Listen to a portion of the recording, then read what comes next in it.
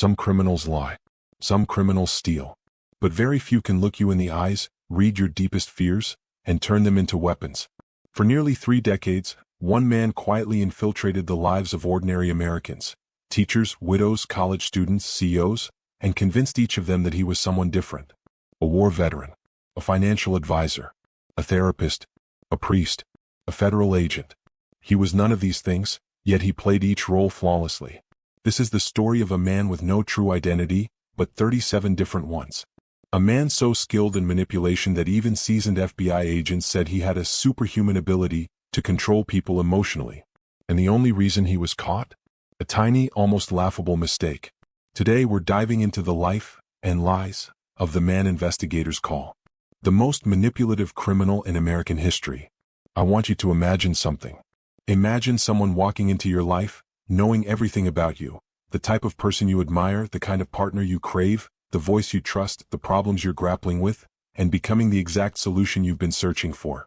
Because that's what Daniel Pierce did. But he didn't stop at charm or persuasion. Daniel controlled minds. He rewired emotions. He manufactured entire realities, and made his victims feel grateful while he destroyed them. He didn't use violence. He didn't need to. The FBI once said, he could make you confess things you never told your spouse. So how was he caught? Well, it wasn't an agent. It wasn't a detective. Not even a victim.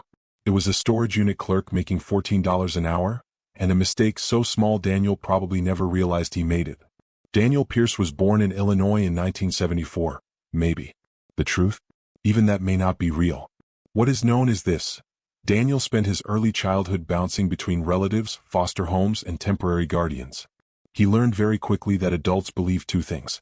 Confidence. A good story. And Daniel had both. Teachers later recalled that even as a child, he could switch personalities at will. Gentle and shy 1 minute, charismatic and bold the next. By 16 he was running small cons. Selling fake concert tickets. Pretending to be a school counselor. Impersonating a charity volunteer. He didn't do it for money, not at first. He did it for control. One psychologist who studied him later said, Daniel wasn't addicted to profit. He was addicted to identity. He needed a new personality the way normal people need oxygen. By 20, he had already vanished from his family. By 22, he was living under the name Jonathan Hale, his first major alias. And for the next 25 years, the real Daniel disappeared completely.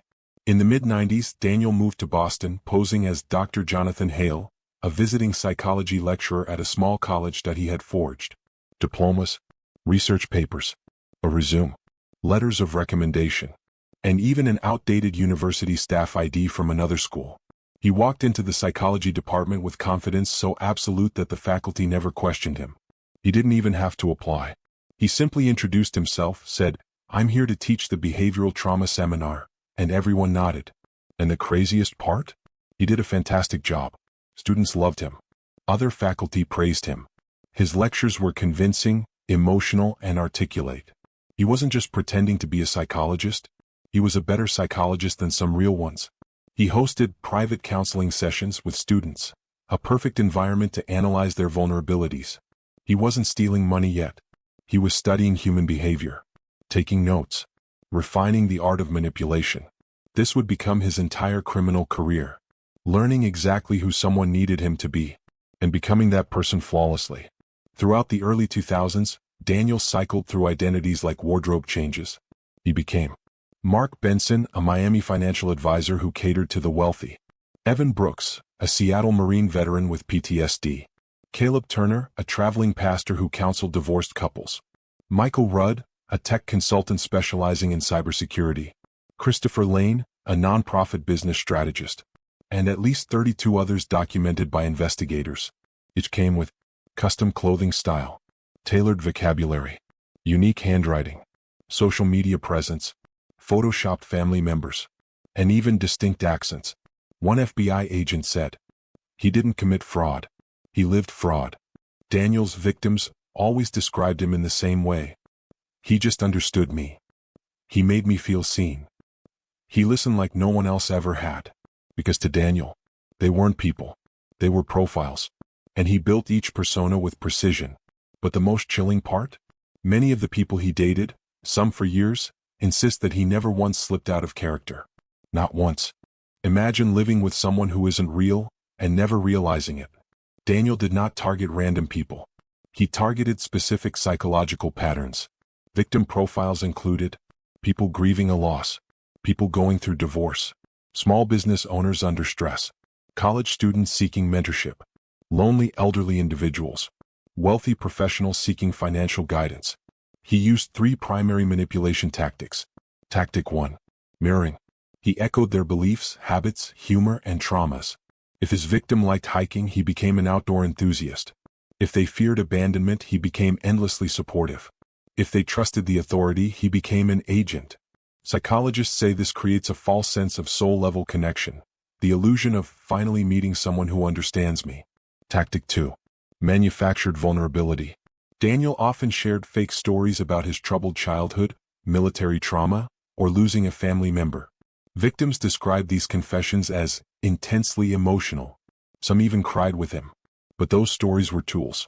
Research shows that when someone opens up to you, you instinctively want to open up too, and Daniel used this reaction to extract sensitive information.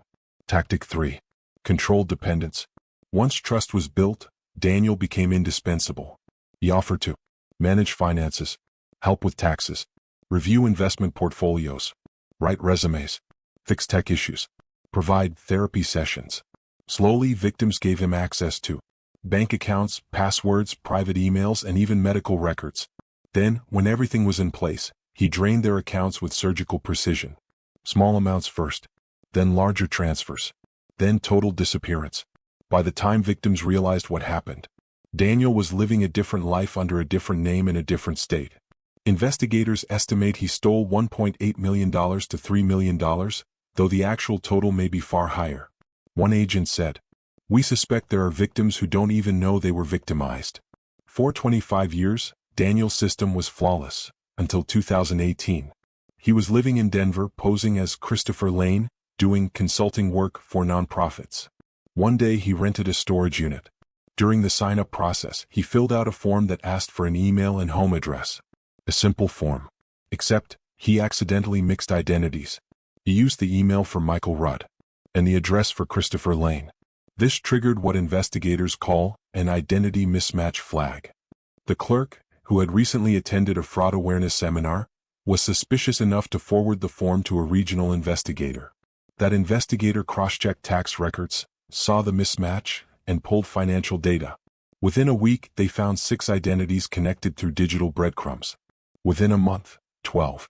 Within 6 months, 37. The FBI suddenly realized they were dealing with a massive, decades-long operation. But they still didn't know who the real man was. They still don't. In late 2019, Daniel made a rare mistake.